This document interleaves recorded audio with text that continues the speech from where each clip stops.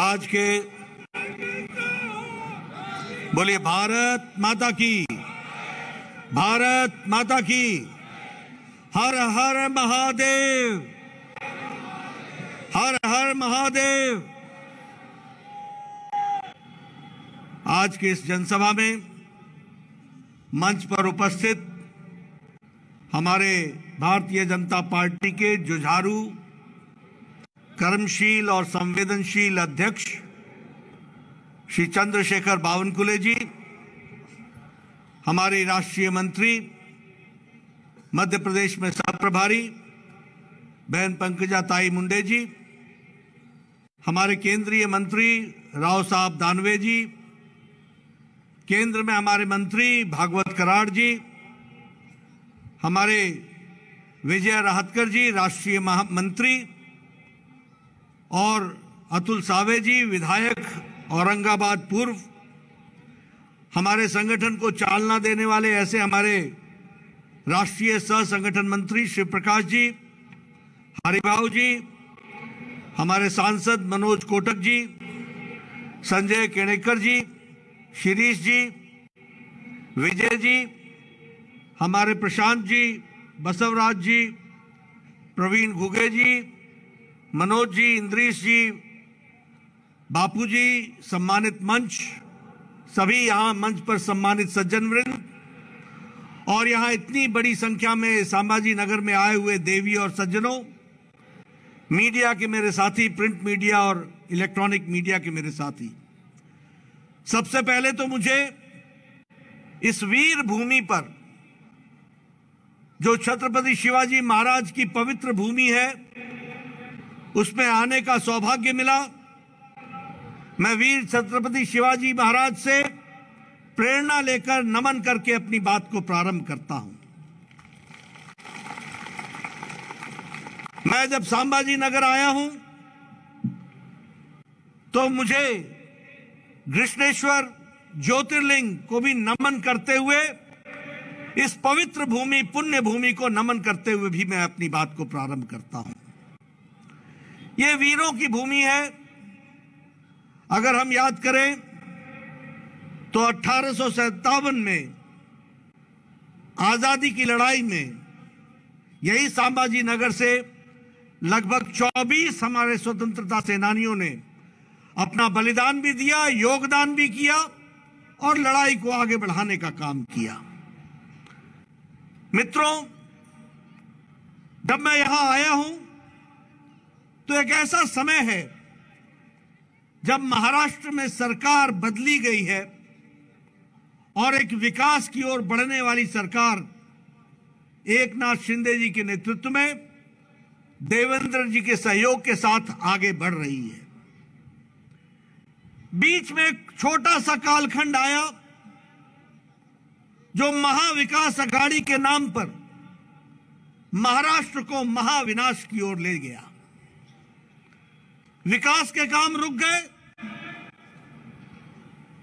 परिवारवाद हावी हो गया, भ्रष्टाचार चरम सीमा पर हो गया और लोगों के जनहित के काम रुक गए।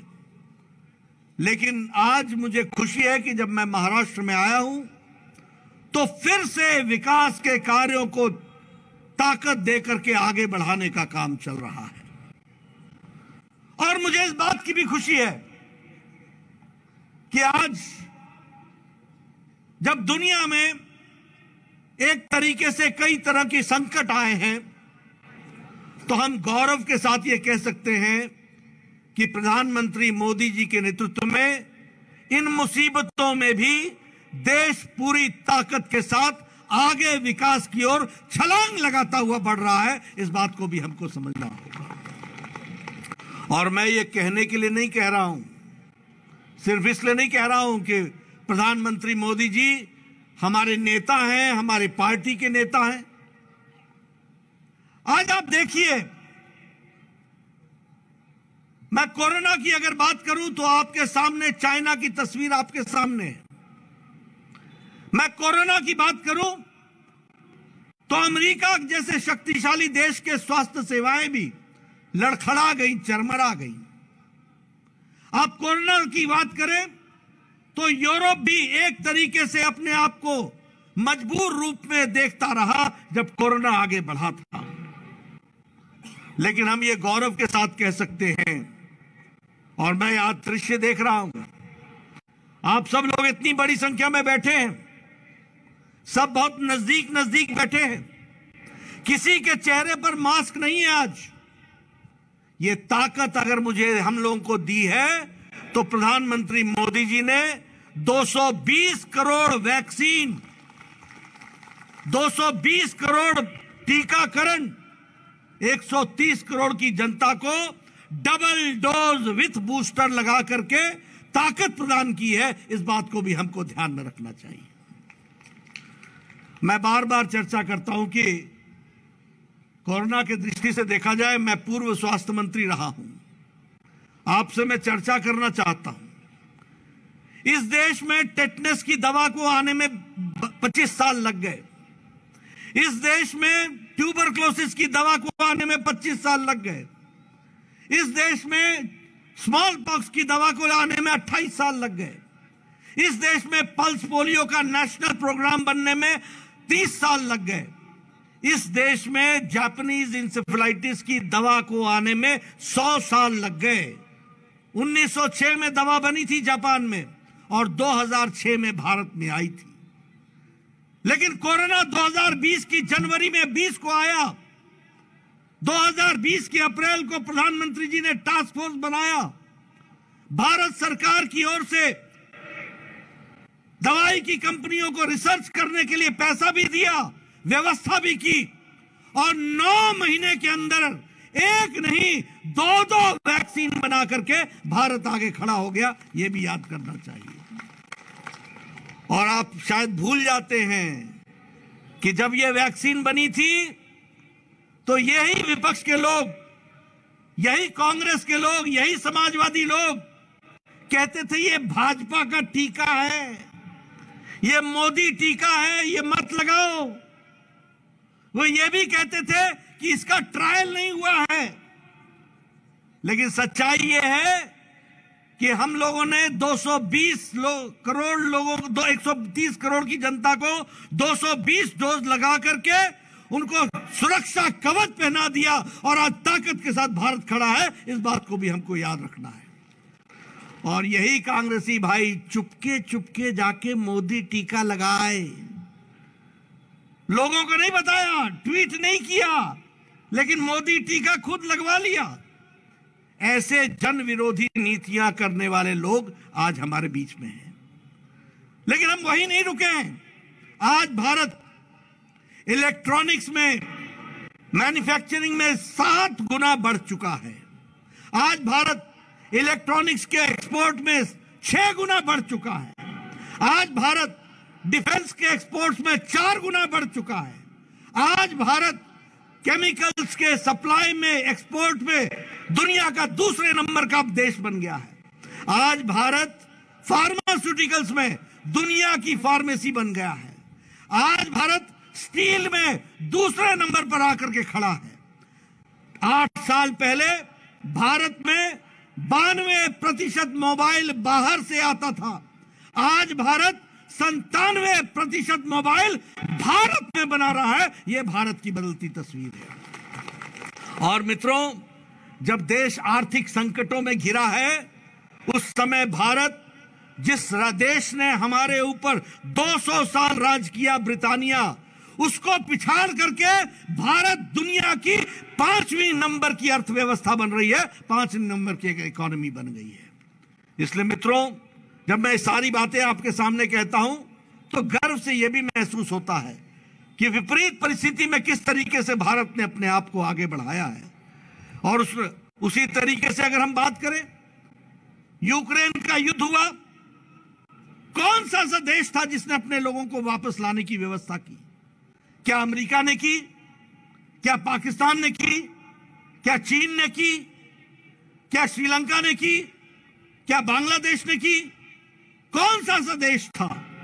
लेकिन हमें यह फक्र होता है कि भारत के यशस्वी प्रधानमंत्री जी ने एक समय में पुतिन से बात की, एक समय में ज़ेलेंस्की से बात की, युद्ध को रुकवाया और 32,000 विद्यार्थी वापस सुरक्षित हमारे देश के अंदर लाने का काम किया है।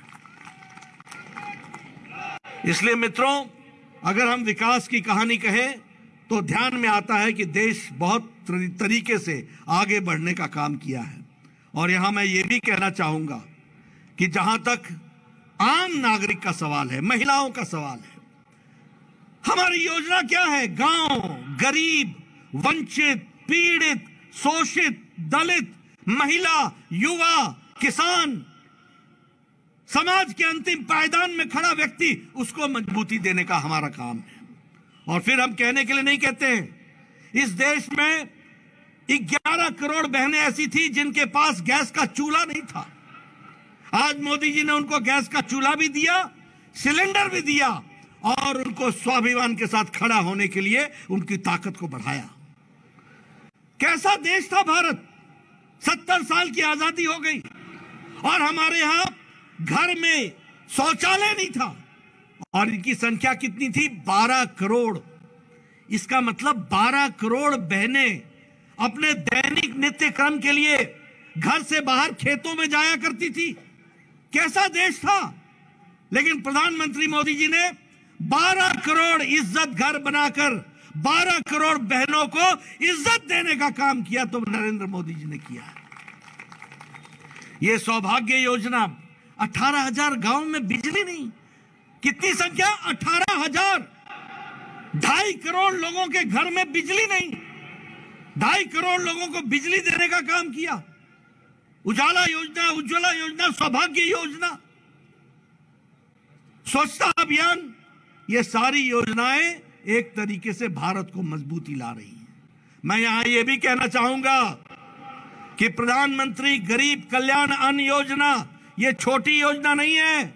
इसके कारण भारत में अति गरीबी 1% से नीचे आ गई है, 1% से नीचे आ गई है। और 80 करोड़ की जनता को 5 किलो गेहूं या 5 किलो चावल, 1 किलो दाल ये देने का तय किया है। आपको जानकर खुशी होगी कि 7 करोड़ 30 लाख घरों को 7 करोड़ 30 लाख घरों को पानी की व्यवस्था की गई है। और हमारे यहां संभाजी नगर में भी 1,18,000 घरों को पानी से जल, हर घर जल पहुंचाने का भी काम किया गया है। इसलिए मित्रों, फिर चाहे प्रधानमंत्री आवास योजना हो, 3 करोड़ 60 लाख घरों को घर बना करके दिए हैं। और उसी तरीके से प्रधानमंत्री किसान सम्मान निधि में 11 करोड़ 78 लाख लोगों को 2,000 रुपए हर चौथे महीने देने का काम किया है। इसलिए विकास की एक नई गाथा लिखी जा रही है। मैं यहां यह भी कहना चाहूंगा कि जब मैं महाराष्ट्र की बात करता हूं तो पिछले 12 दिसंबर को प्रधानमंत्री मोदी जी आए थे।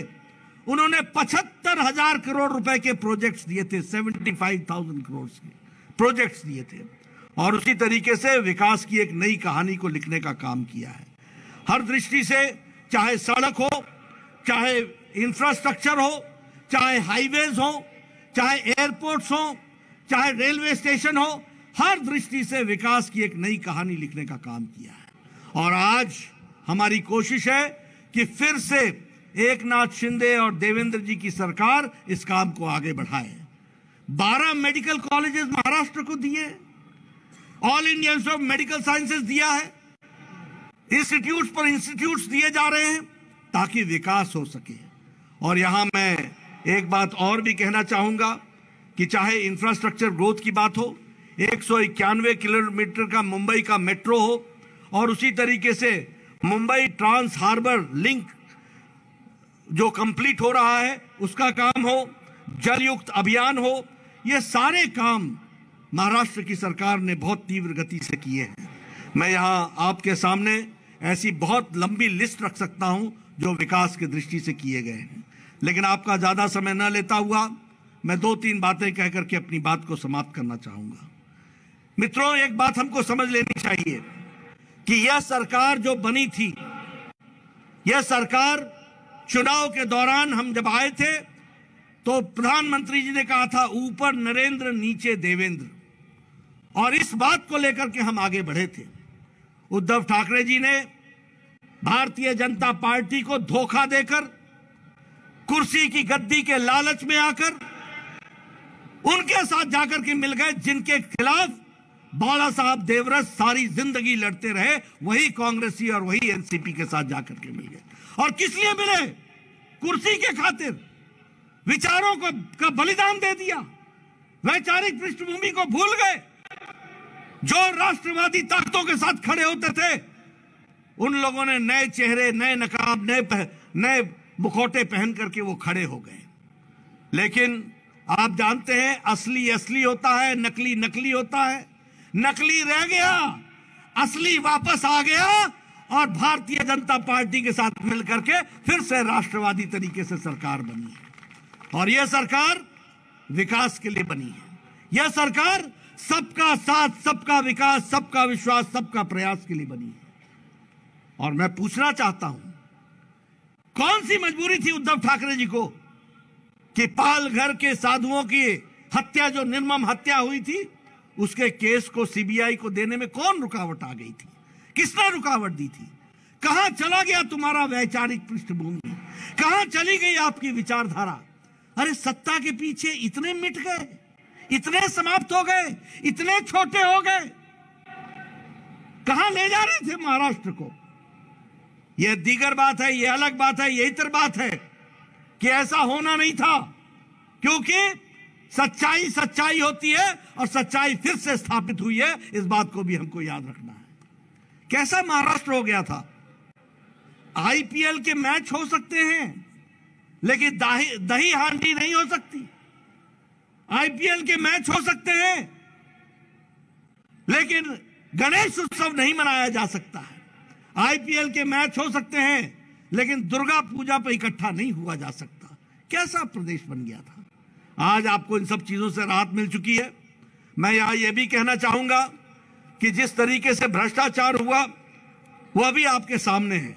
और जब मैं भ्रष्टाचार की बात करता हूं तो मैं हमेशा कहता हूं कि एक हमारा जैम था, जन धन आधार मोबाइल, यानी जनधन में अकाउंट खोलो, आधार से जोड़ो और मोबाइल से पेमेंट भी करो और अपने खाते में आपको सरकार की सुविधा मिलेगी।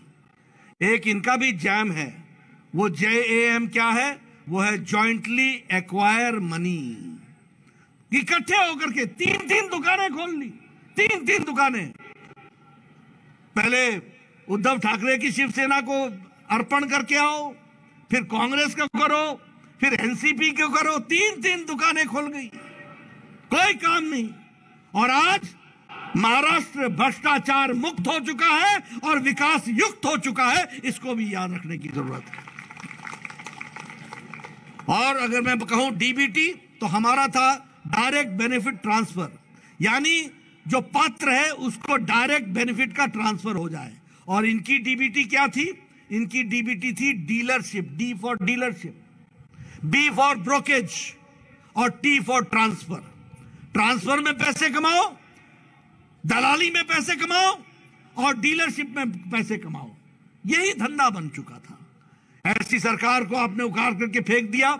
मैं आपको बधाई भी देता हूं, धन्यवाद भी देता हूं और आपको विश्वास दिलाता हूं कि एकनाथ शिंदे और देवेंद्र फडणवीस जी की सरकार मजबूती से महाराष्ट्र की जनता की सेवा में जुटेगी, विकास को आगे बढ़ाएगी और आगे ले जाने का काम करेगी। आप बताइए, ऐसी सरकार को आप साथ देंगे ना? आप ऐसी सरकार को साथ देंगे ना? ऐसी सरकार महाराष्ट्र में चाहिए ना? ऐसी सरकार महाराष्ट्र में चाहिए ना? ऐसी सरकार महाराष्ट्र में चाहिए ना? मैं एक ही बात आपको कहना चाहता हूं, हम नेक नियति से मोदी जी के नेतृत्व में देश की, प्रदेश की सेवा में लगे। यहां एक एक बैठा हुआ कार्यकर्ता राष्ट्रभक्त है। यहां एक एक जनता में बैठे हुए देवी और सज्जन वो राष्ट्रभक्ति से ओतप्रोत है, वो देश को आगे बढ़ाना चाहते हैं।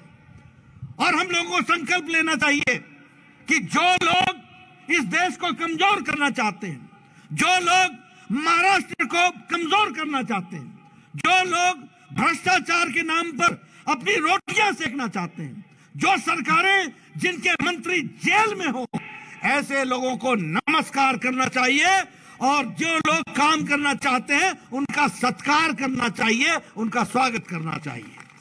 मुझे पूरा विश्वास है कि आप इन सारी बातों को ध्यान में रखेंगे और मेरी बात को आप सुनेंगे। इतनी देर रात गए भी आपने मेरी बात को सुनने के लिए आप रुके, आपका बहुत बहुत धन्यवाद। जय भारत, जय महाराष्ट्र। बोलिए छत्रपति महाराज की, बोलिए छत्रपति महाराज की, छत्रपति महाराज की। बहुत बहुत धन्यवाद। माननीय राष्ट्रीय अध्यक्ष जी को मेरी विनती है कि औरंगाबाद शहर के जिले के शिरीष बोरालकर